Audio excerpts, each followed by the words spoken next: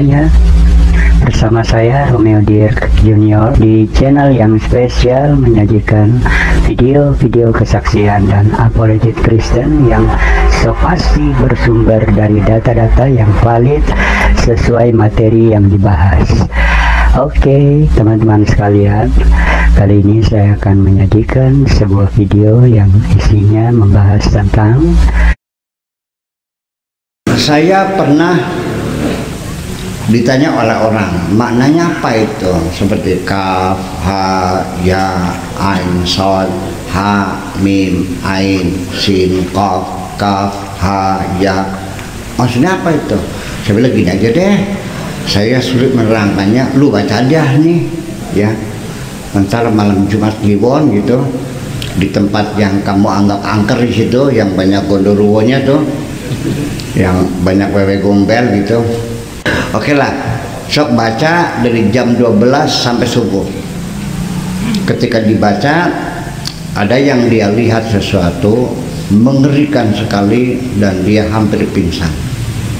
Dia pun lari pulang segera, dan setelah ketemu pakai sakur, sudah saya nggak mau nanya lagi katanya. Saya tidak mau nanya lagi udah. Jadi adarnya ada. Tapi itu terus saya katakan, apa yang kau lihat jangan kau ceritakan kepada siapapun. Saya ucapkan selamat menonton. Semoga melalui video ini Anda mendapatkan sesuatu yang bermanfaat untuk menambah pengetahuan Anda tentang banyak hal yang selama ini Anda belum ketahui. Terima kasih sudah mampir di channel saya. Kiranya Anda bahagia selalu bersama semua yang dicintai. God bless you. Bye.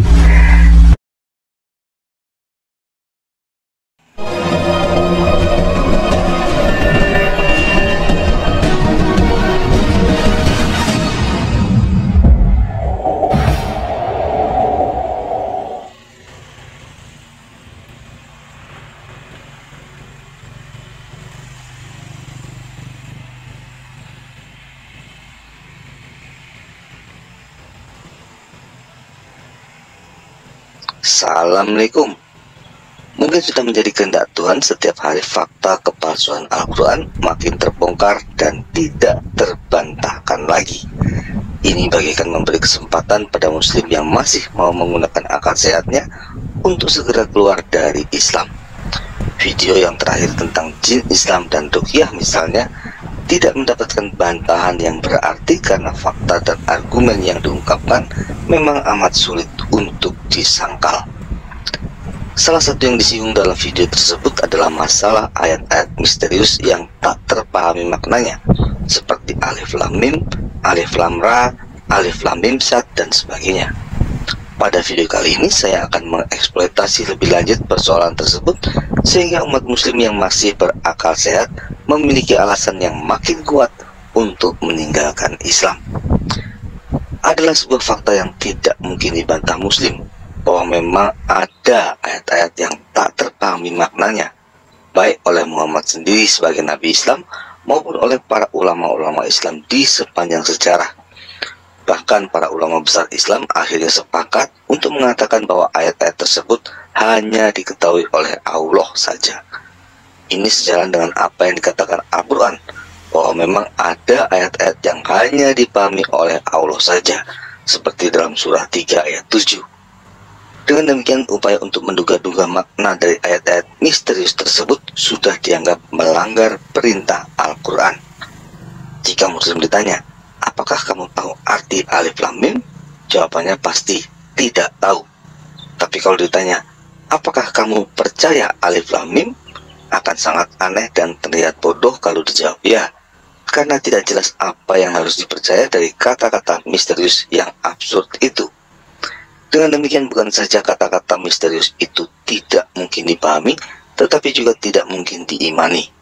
Karena maknanya tidak diketahui dan tidak mungkin diimani, gunanya bagi manusia pun tidak mungkin diketahui juga.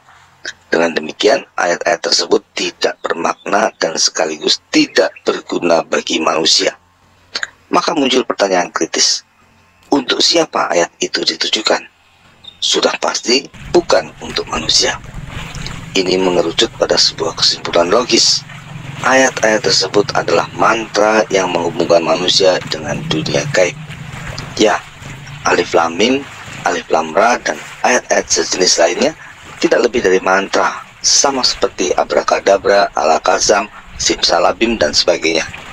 Tapi kalau abrakadabra dan lain-lain mungkin mantra fiktif, sebaliknya Alif Lam Mim dan ayat-ayat sejenis yang ada di dalam Al-Quran pastilah mantra sungguhan. Saya pernah ditanya oleh orang, maknanya apa itu? Seperti kaf, ha, ya, ain, sod, ha, mim, ain, sin, qaf, kaf, ha, ya. Maksudnya apa itu? Saya bilang gini aja deh, saya sulit menerangkannya, lu baca aja nih, ya. Antara malam Jumat Kliwon gitu, di tempat yang kamu anggap angker di situ, yang banyak gondoruwonya tuh, yang banyak wewe gombel gitu. Oke lah, sok baca dari jam 12 sampai subuh. Ketika dibaca, ada yang dia lihat sesuatu mengerikan sekali dan dia hampir pingsan. Dia pun lari pulang segera, dan setelah ketemu pakai sakur, sudah saya nggak mau nanya lagi rasanya. Saya tidak mau nanya lagi, udah. Jadi adatnya ada. Tapi itu terus saya katakan, apa yang kau lihat jangan kau ceritakan kepada siapapun. Ya. Keberadaan ayat-ayat tersebut sebagai mantra dan juga ditunjang dengan fakta adanya praktek ruqyah yang menggunakan ayat-ayat Al-Quran lainnya di kalangan muslim menjadi bukti kuat bahwa Al-Quran dapat berfungsi sebagai penghubung manusia dengan dunia roh. Karena pada beberapa praktek ruqyah juga terbukti yang didatangkan adalah jin alias roh jahat atau iblis, maka dapat disimpulkan Al-Quran dapat menjadi penghubung manusia dengan roh-roh jahat. Tapi apakah Al-Quran dimaksudkan sebagai penghubung manusia dengan roh jahat atau sekedar dapat dimanfaatkan untuk itu? Pertanyaan ini akan kita jawab nanti. Selain masalah mantra, keberadaan ayat-ayat misterius tak bermakna ini juga menjadi sebuah problem besar bagi muslim. Bahkan sebenarnya ini problem mematikan yang akan mengubur dalam semua klaim muslim tentang Islam sebagai agama yang sempurna, seperti yang dinyatakan dalam surah 3 ayat 19, surah 5 ayat 3, dan sebagainya. Mengapa demikian? Mari kita gunakan akal sehat untuk memahaminya. Bagaimana mungkin Islam dapat dikatakan sebagai agama yang sempurna jika di dalam Al-Quran jelas diakui terdapat banyak ayat-ayat misterius yang tidak dapat dipahami maknanya? Fakta itu saja sudah menunjukkan bahwa sampai kapanpun muslim tidak mungkin menerima seluruh kebenaran yang sudah dinyatakan dalam Al-Quran, karena selalu ada bagian yang menjadi rahasia dan tak terpahami selamanya. Bandingkan ini dengan Kristen, di mana seluruh kebenaran dinyatakan dengan sempurna dan terang benderang di dalam Yesus Kristus, seperti yang dikatakannya di dalam Injil. Akulah jalan, kebenaran, dan hidup. Injil Yohanes bab 14 ayat 6. Artinya, setiap orang yang menerima Yesus Kristus sebagai Tuhan dan Penyelamat telah menerima seluruh kebenaran secara utuh. Pertama di dalam iman, dan selanjutnya dengan karunia Roh Kudus, juga di dalam akal budi. Ini seperti yang terjadi pada para murid ketika Yesus membuka pikiran mereka, seperti yang tertulis di Injil Lukas bab 24 ayat 45. Apakah itu berarti tidak ada misteri kebenaran bagi Kristen? Tentu tetap ada. Tetapi semua kebenaran yang diperlukan manusia bagi keselamatan dan pengudusan jiwanya sudah dinyatakan seluruhnya tanpa ada rahasia sedikit pun. Ini jelas dikatakan Yesus dalam Injil. Sebab tidak ada sesuatu yang tersembunyi yang tidak akan dinyatakan, dan tidak ada sesuatu rahasia yang tidak akan diketahui dan diumumkan. Injil Lukas bab 8 ayat 17. Dan juga ditegaskan oleh Rasul Paulus. Tetapi yang kami beritakan ialah hikmat Allah yang tersembunyi dan rahasia yang sebelum dunia dijadikan telah disediakan Allah bagi kemuliaan kita. Surat Korintus yang pertama bab 2 ayat 7. Dengan demikian, di dalam ajaran iman Kristen, seluruh kebenaran yang perlu diterima dan diketahui manusia bagi keselamatan dan pengudusan jiwanya telah dinyatakan seluruhnya tanpa ada yang dirahasiakan. Atau dengan kata lain, orang Kristen menerima seluruh kebenaran secara utuh tanpa ada rahasia. Ini baru sempurna. Sebaliknya dalam Islam keadaannya berbeda. Al-Quran terbukti memiliki ayat-ayat misterius yang tidak mungkin dipahami dan diimani oleh manusia selamanya. Kepada Muslim, bahkan kepada Muhammad Nabi mereka, kebenarannya dinyatakan dalam Al-Quran tidak mungkin dipahami dan diimani secara utuh. Ini fakta yang tidak mungkin dapat dibantah. Dengan demikian, Islam tidak mungkin agama yang sempurna. Konsekuensinya fatal. Karena klaim Islam sebagai agama sempurna berasal dari Al-Quran seperti yang tertulis dalam surah 3 ayat 19 dan surah 5 ayat 3, maka fakta bahwa Islam bukan agama sempurna membuktikan ayat-ayat Al-Quran tersebut berisi kebohongan. Bohong, kamu tukang bohong. Sedikit saja kebohongan sudah cukup untuk membatalkan klaim Al-Quran sebagai kitab suci. Akibatnya, suka atau tidak suka, Muslim harus mengakui bahwa seluruh pernyataan Al-Quran yang berbeda dengan kitab-kitab suci sebelumnya, mulai dari persoalan anak yang dikorbankan oleh Abraham hingga penyaliban Yesus, semuanya cuma kebohongan. Pada akhirnya, kebohongan demi kebohongan itu menunjukkan dengan jelas bahwa sumber inspirasi Al-Quran berasal dari bapa segala dusta, yaitu iblis. Dengan menggabungkan fakta adanya mantra-mantra misterius di dalam Al-Quran, kita sampai pada kesimpulan yang mengerikan ini. Al-Quran berasal dari inspirasi bapa segala dusta alias iblis dan berisi ayat-ayat mantra untuk berhubungan dengan roh-roh jahat. Sekarang kita pun bisa menjawab pertanyaan sebelumnya. Seperti pisau dapur, memang alat itu dapat digunakan untuk membunuh orang, tetapi pisau dapur tidak dibuat untuk itu. Nah, apakah Al-Quran sekedar bisa digunakan untuk berhubungan dengan roh-roh jahat, atau memang dimaksudkan untuk itu? Jawabannya, Al-Quran bukan sekedar bisa, tetapi memang dimaksudkan agar manusia berhubungan dengan roh-roh jahat, sehingga jiwa mereka dinajiskan dan berada di bawah kekuasaan roh-roh jahat. Iblis tidak mungkin menginspirasikan sesuatu untuk tujuan baik. Pada akhirnya, dia pasti ingin mencelakakan manusia. Buktinya, ayat-ayat misterius tak bermakna itu harus ikut dibaca saat Muslim membaca ayat-ayat Al-Quran. Ini berarti Muslim sengaja dijerumuskan untuk membaca mantra-mantra yang akan menghubungkan mereka dengan roh-roh jahat saat mereka membaca ayat-ayat Al-Quran. Fungsi ini adalah antitesis dari apa yang ada di dalam ajaran Kristen, di mana melalui doa dan sakramen, rahmat Tuhan hadir di dalam diri manusia untuk mengutuskannya. Tapi mungkin masih banyak Muslim yang berat untuk meninggalkan Islam karena di Al-Quran menurut mereka ada banyak ajaran kebenaran dan kebaikan. Jangan tertipu. Tidak peduli ada 99% kebenaran di dalam Al-Quran, 1% kebohongan yang ada sudah cukup jadi alasan untuk meninggalkannya. Mengapa? Karena 99% kebenaran yang ada hanyalah untuk memancing Muslim agar percaya pada 1% kebohongan fatal yang menyesatkan dan akan menjerumuskan Muslim ke neraka selamanya. Saya bisa pastikan, seluruh ajaran kebenaran di dalam Al-Quran memiliki satu tujuan utama, yaitu supaya Muslim percaya pada satu kebohongan fatal dengan menolak Yesus Kristus sebagai Tuhan. Dan cukup satu kebohongan itu akan menjerumuskan Muslim ke dalam jurang neraka selamanya. Dalam Injil dikatakan, siapa yang percaya dan dibaptis akan diselamatkan, tetapi siapa yang tidak percaya akan dihukum. Injil Markus bab 16 ayat 16. Demikian juga soal ajaran kebaikan. Injil menegaskan bahwa hanya Tuhan saja yang baik, seperti tertulis dalam Injil Markus bab 10 ayat 18. Karena Al-Quran tidak berasal dari Tuhan, maka semua ajaran yang dipercaya Muslim sebagai kebaikan sudah pasti hanyalah kebaikan palsu yang pada akhirnya akan mencelakakan.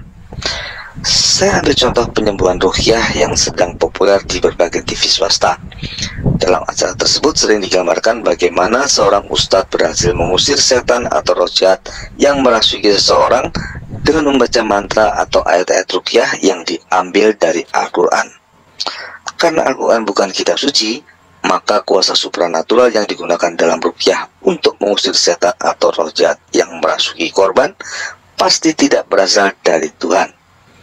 Praktek-praktek pengusiran setan dengan kuasa yang tidak berasal dari Tuhan adalah hal yang umum terjadi di berbagai tradisi, termasuk juga di agama-agama pagan penyembah berhala. Bahkan di zaman Yesus, praktek itu juga biasa dilakukan, sehingga ketika Yesus mengusir setan dari tubuh seseorang, banyak orang Farisi yang menganggap Yesus melakukan praktek serupa. Dengan pengurus setan, ia mengusir setan. Demikian yang tercatat dalam Injil Markus bab 3 ayat 22. Yesus menjawab, bagaimana iblis dapat mengusir iblis? Kalau suatu kerajaan terpecah-pecah, kerajaan itu tidak dapat bertahan.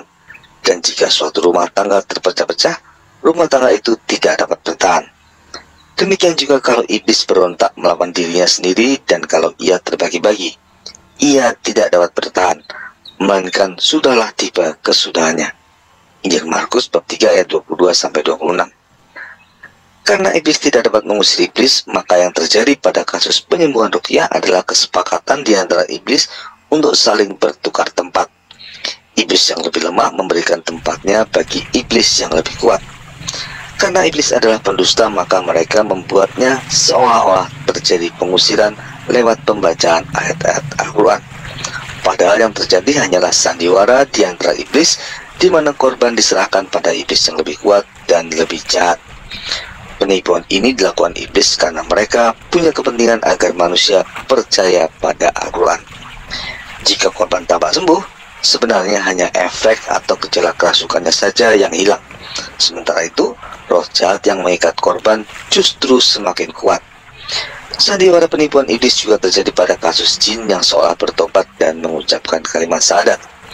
Itu jelas cuma tipuan, karena iblis atau jin mustahil dapat bertobat. Lagi pula, jin dan iblis sudah tahu kalimat syahadat cuma berisi kebohongan. Maka praktek pengusiran setan yang menggunakan mantra-mantra atau ruqyah dengan ayat-ayat Al-Quran hanya memberikan kesembuhan palsu. Dalam kenyataannya, keadaan korban malah menjadi lebih parah karena diikat oleh kuasa iblis yang lebih kuat. Mari kita bandingkan dengan Kristen yang ajarannya merupakan pengenapan dari seluruh ajaran-ajaran para nabi dan berasal dari Tuhan Sang Pencipta. Karena berasal dari Tuhan, maka Kristen memiliki solusi yang sempurna terhadap semua persoalan yang menyangkut keselamatan jiwa manusia, termasuk dalam kasus kerasukan roh jahat. Solusinya sempurna karena terdiri dari dua tahap, pemurnian dan pengudusan. Untuk mengobati kerasukan roh jahat, tahap pemurnian adalah ritual pengusiran roh jahat atau eksorsisme, dan tahap pengudusan adalah memohon berkat dan penyertaan Tuhan.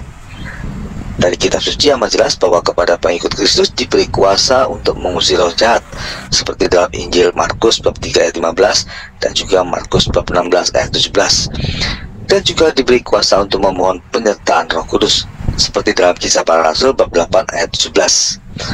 Hanya mengusir roh jahat saja seperti yang dilakukan dalam ruqyah tidak cukup, karena seperti yang dikatakan Yesus dalam Injil, apabila roh jahat keluar dari manusia, ia pun mengembara ke tempat-tempat yang tandus mencari perhentian, tetapi ia tidak mendapatinya. Lalu ia berkata, "Aku akan kembali ke rumah yang kutinggalkan itu." Maka pergilah ia dan mendapati rumah itu kosong, bersih tersapu dan rapi teratur. Lalu ia keluar dan mengajak 7 roh lain yang lebih jahat daripadanya, dan mereka masuk dan berdiam di situ. Maka akhirnya keadaan orang itu lebih buruk dari keadaannya semula. Injil Matius bab 12 ayat 43-45. Roh jahat yang keluar dapat masuk kembali kapan saja. Maka dari itu, tahap yang kedua berupa memohon berkat dan penyertaan Tuhan, baik melalui doa ataupun dengan pemberian sakramen, menjadi perlu agar roh jahat tidak dapat kembali lagi menguasai orang tersebut. Dengan cara demikian, maka penyembuhan yang terjadi pada eksorsisme Kristen benar-benar sempurna, bukan penyembuhan palsu seperti yang terjadi pada pengobatan ruqyah Islam. Sekarang kita akan coba ringkaskan semua poin-poin pentingnya. Yang pertama, ayat-ayat misterius seperti Alif Lam Mim, Alif Lam Ra, dan sebagainya tidak lebih adalah mantra. Yang kedua, Keberadaan ayat tersebut juga membuktikan Islam bukan agama yang sempurna karena selalu ada wahyu dalam Al-Quran yang tidak mungkin dipahami dan diimani. Yang ketiga, ketidaksempurnaan Islam membuktikan ayat Al-Quran yang menyatakan Islam sebagai agama sempurna adalah sebuah kebohongan. Yang keempat, kebohongan kecil ini menjadi petunjuk kuat bahwa ajaran Islam yang berbeda dengan kitab-kitab suci sebelumnya hanyalah kebohongan juga. Yang kelima, kebohongan demi kebohongan Al-Quran akhirnya membuktikan bahwa Al-Quran berasal dari bapa segala dusta, alias iblis. Yang keenam, karena berasal dari iblis, maka keberadaan mantra-mantra dalam Al-Quran memang dimaksudkan agar manusia berhubungan dengan roh-roh jahat, dikuasai dan dinajiskan oleh roh-roh itu. Yang ketujuh, semua kebaikan dan kebenaran yang ada di dalam Al-Quran hanyalah kebaikan dan kebenaran palsu yang pada akhirnya akan mencelakakan jiwa setiap muslim yang percaya. Saudara-saudaraku umat muslim, apa yang saya ungkapkan tadi adalah kenyataan pahit yang akan kalian temukan dalam Islam jika saja kalian mau menggunakan akal sehat. Apabila kalian tidak setuju, kalian bisa membantahnya. Untuk dapat membantah video ini dengan baik, kalian setidaknya harus dapat menjelaskan dengan pasti apa makna dan tujuan sebenarnya dari ayat-ayat misterius tersebut. Masalahnya, jika ada yang tahu apa makna ayat tersebut, maka ayat Al-Quran yang mengatakan ayat-ayat misterius tersebut hanya dipahami oleh Allah saja seperti dalam surat 3 ayat 7 adalah tidak benar alias bohong. Akibatnya, kalian menemui jalan buntu. Belum lagi masih ada argumen-argumen lain yang menunggu untuk dibantah. Maka hanya ada satu solusi. Tinggalkan Islam sesegera mungkin dan terimalah kebenaran sejati. Terimalah Yesus Kristus sebagai Tuhan dan Penyelamat. Maka jiwa kalian akan terbebas dari kuasa roh-roh jahat dan akan dikuduskan sehingga layak untuk hidup bersama Bapa, Putra, dan Roh Kudus di dalam surga selama-lamanya. Wassalam.